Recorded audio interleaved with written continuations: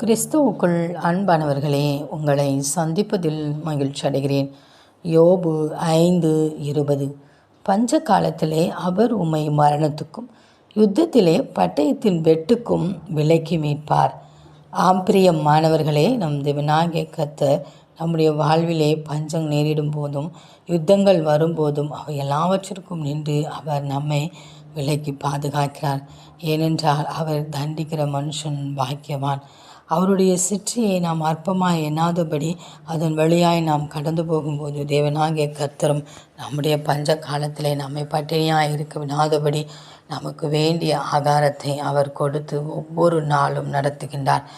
அவர் இஸ்ரவேல் ஜனங்களுக்கு மன்னாவை கொடுத்து நடத்தினது போல நமக்கும் அவருடைய வார்த்தைகளை கொடுத்து நடத்துகிறார். நமக்கு எதிரிட்டு நிற்கிற எல்லா யுத்தங்களிலும் நீங்களாக்கி அவர் நம்மை மீட்டுக்கொள்கிறார்.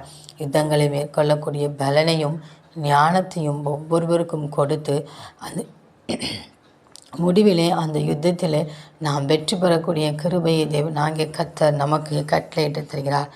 எனவே ஒவ்வொரு நாளும் அவருடைய கரத்தின் கீழே நாம் அடங்கி இருந்து அவரிடத்திலிருந்து ஏற்ற வேளையில் நன்மைகளை பெற்றுக்கொள்ளும் வரைக்கும் அவர் நடத்துகிற பாதை வழியாகவே செல்வோம். தகப்பன் தன் பிள்ளையை கடினமாய் நடத்துவது கிடையாது. அவ்வாறு நடத்தினாலும் அது முடிவிலே ஆசீர்வாதமும் சம்பூர்ணமாய் தான் பிள்ளைகளுக்கு காணப்படும். அதே போன்று இப்பொழுது நாம் சந்திக்கிற பிரச்சனைகளும் போராட்டங்களும் நிரந்தரம் அல்ல. அதன் வழியாய் தேவன் மகிமையான காரியங்களை செய்து அவருடைய நாமத்தை மகிமைப்படுத்துவார். ஒவ்வொரு நாளும் அவருடைய திட்டத்துக்கும் தீர்மானத்துக்கும் கீழ்ப்படிந்து நடந்து அவருடைய விருப்பத்தை நிறைவேற்றுகிற பிள்ளைகளாய் காணப்படுவோம்.